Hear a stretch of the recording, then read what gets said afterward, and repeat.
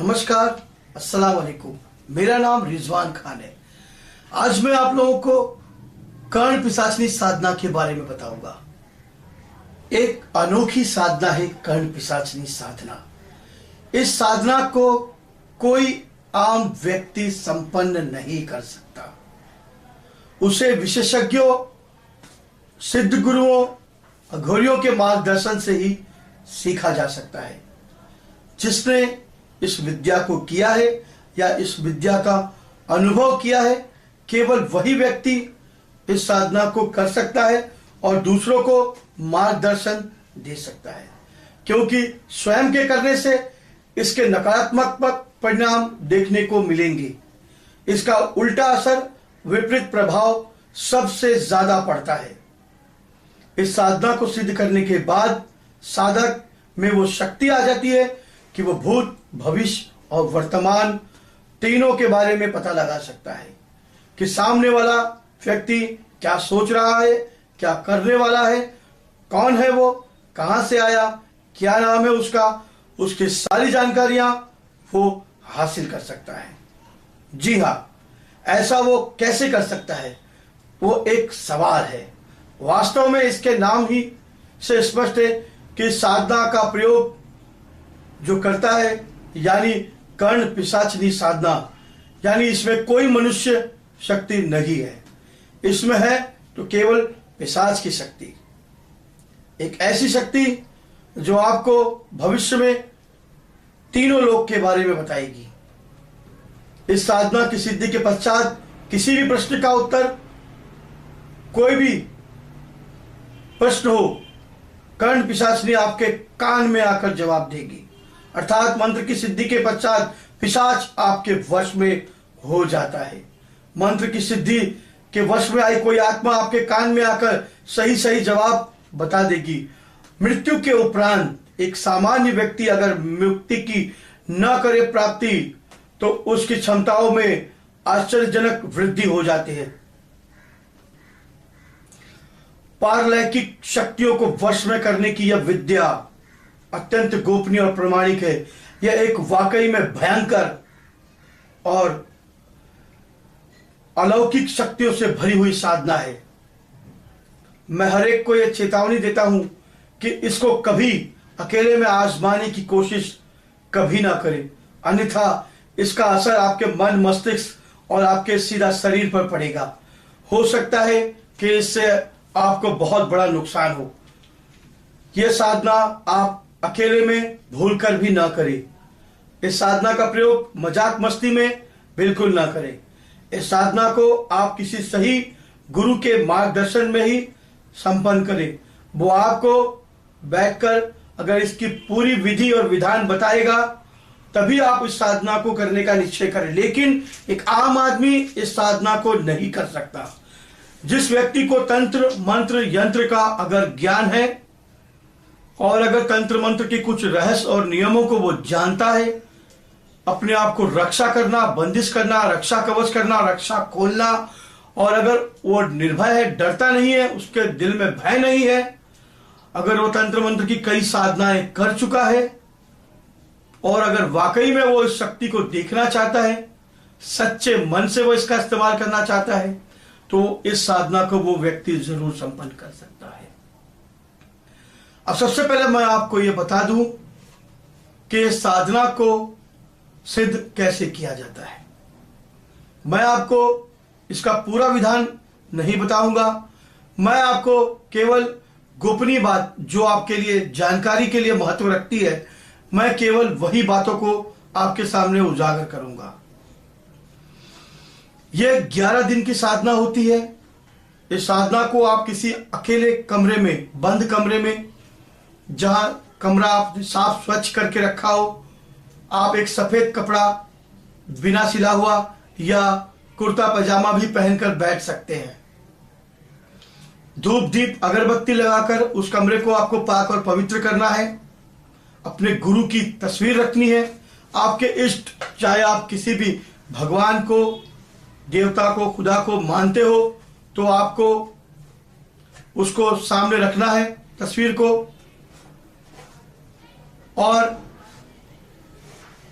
आपको स्फटिक की माला से, क्योंकि साधनाएं कई प्रकार की होती है, साधनाओं में बहुत विशेष महत्व होता है, साधना का इस्तेमाल करने के लिए कई प्रकार की तांत्रिक वस्तुएं भी लगती है, लेकिन मैं जिस साधना के बारे में आपको बता रहा हूं उस साधना में वाकई में कुछ ऐसी चीजें, दुर्लभ चीजें लगती हैं जिसका आप इस्तेमाल नहीं कर सकते, वो आपको नहीं मिलेगी, क्योंकि दुर्लभ वनस्पति और दुर्लभ तंत्र मंत्र की वस्तुएं जो मैं आपको नहीं बताना चाहता।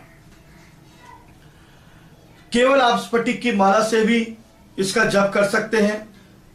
आपको 1100 मरतबे रोज रात में 9 बजे से लेकर 3 बजे के बीच में इस साधना को करना है। अगर आप दिवाली, होली या ग्रहण के दिन इस साधना को करते हैं तो आपको इसका सीधा सीधा एक ही दिन में देखने को असर मिलेगा। अब यह साधना क्या है? यह साधना को अगर आप सिद्ध करते हैं तो एक ऐसी शक्ति जिसे हम पिशाच कह सकते हैं, या हम उसे कर्ण पिशाचनी देवी भी कह सकते हैं, वो हमारे वश में हो जाती है। वश में कैसे होती है? प्राचीन काल से बने हुए गुरुओं के मंत्र, अघोरियों के मंत्र जो आज किताबों में नहीं पाए जाते, केवल नाम मात्र के लिए रह गया। अप्सरा साधना, उर्वशी साधना, रंभा साधना, कर्ण पिशाचनी साधना, बेताल साधना, जिन साधना सिर्फ किताबों में ही लिखा रह गया। इसका वाकई में आपको देखने को कहीं नहीं मिलेगा। आप पढ़ो, मजे के लिए पढ़ सकते हो, लेकिन आप करने बैठो आपका समय व्यर्थ जाएगा, पर आपको इसका कोई परिणाम नहीं मिलेगा। मैं जो आपको बताने जा रहा हूं, इस साधना को मेरे गुरु ने सिद्ध किया था। परम पूज्य गुरुदेव श्री मोती सिंह राठौड़ जूनागढ़ के 119 बरस के अघोरी थे। उन्होंने इस साधना को सिद्ध किया था। अब वो इस दुनिया में नहीं है। उन्होंने मुझे इसका सही विधि विधान बताया था और तरीका बताया था, जिसको करने के बाद मैंने उसका साक्षात अनुभव किया है। लेकिन कहते हैं कि जब शक्ति आ जाती है मनुष्य के अंदर तो उसको घमंड भी आ जाता है, अहंकार आ जाता है। इसलिए ये शक्ति वाकई में नुकसानदायक भी है, स्वयं के लिए भी और दूसरों के लिए भी। तो मैं यही कहूंगा कि इस साधना को केवल आप सिर्फ सुनिए कि इसका रहस्य क्या है, साधना क्या है, क्यों की जाती है, मगर आप इसको बिना किसी सही गुरु के मार्गदर्शन में बिल्कुल ना करिए। मेरे परम मित्र हैं नवसारी गुजरात के अंदर श्री अघोराचार्य विश्वनाथ जी महाराज, महाकाली कृपा मठ के संत हैं, महाकाली कृपा मठ के गुरुदेव हैं। उन्होंने भी इस साधना का साक्षात अनुभव और दर्शन किया है। मैं ये नहीं कहता हूं कि इस दुनिया में सिर्फ मैं जानता हूं या मेरे परम गुरुदेव जानते हैं या मेरा परम मित्र जानता है। जी नहीं, ऐसे हिंदुस्तान में हजारों साधक हैं, हजारों तांत्रिक हैं, हजारों अघोरी हैं जो इस साधना से वाकई में सिद्ध करके लोगों को फायदा पहुंचा रहे हैं, पर वो लोगों के सामने आना नहीं चाहते। कोई तांत्रिक ढोल लेकर नहीं पीटता कि मैं बड़ा तांत्रिक हूं, मुझे ये विद्या आती है, मुझे वो विद्या आती है। 50 मालाएं, अंगूठियां पहनने से कोई सिद्ध तांत्रिक हजारों रुद्राक्ष डाल लेने से नहीं बन जाता। चाहिए तो एक सत्य। ओम नमो आदेश गुरु सर्वंगनाथ को, नमो आदेश आदेश महामाया कर्ण पिशाचनी मैं तोहे बुलाया, सर्वंग धूलि मसानी लाए कर्ण पिशाचनी संग राचे, आर्या पिशाचनी मैं तोहे बुलाया, मान मेरी बात, ना माने तो मसानिया भैरव की लात, आर्या कर्ण पिशाचनी।